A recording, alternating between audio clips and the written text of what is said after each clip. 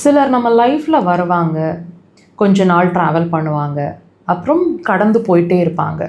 ஆனால் நம்ம என்ன பண்ணுவோம், உட்காந்து வருத்தப்பட்டுட்டு பல நாட்கள், பல மாதங்கள், ஏன் வருடங்கள் கூட உட்காந்து அவங்களோட இழப்பை நினச்சி வருத்தப்பட்டுட்டே இருப்போம். ஆனால் ஒரு விஷயம் புரிஞ்சுக்கோங்க, they are like passing clouds. அவங்களோட வேலை நம்மளோட லைஃப்பில் அவங்களோட பார்ட் முடிஞ்சிருச்சு.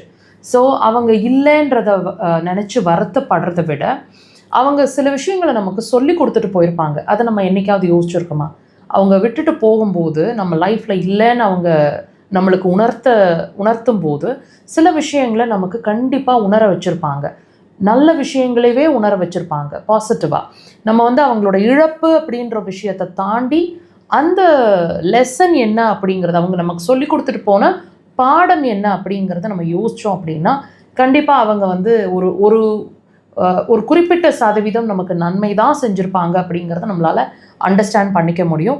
ஸோ இருக்கிறாங்க, போகிறாங்க, டசன்ட் மேட்டர். எதுக்காக அவங்க வந்திருக்காங்களோ அந்த பர்பஸ் முடிஞ்சிருச்சுன்னா அவங்க போயிட்டே இருப்பாங்க. ஸோ தயவு செய்து அந்த இழப்பை நினச்சி வருத்தப்படாமல் அவங்க நமக்கு என்ன சொல்லி கொடுத்துருக்குறாங்க அப்படிங்கிறத தயவு செய்து யோசிங்க. அது அடுத்த ஸ்டெப் நம்மளோட லைஃப்பில் இன்னும் நம்ம அடுத்த ஸ்டெப்புக்கு மூவ் ஆன் ஆகிறதுக்கு கண்டிப்பாக ஹெல்ப் பண்ணும். யோசிச்சு பாருங்கள்.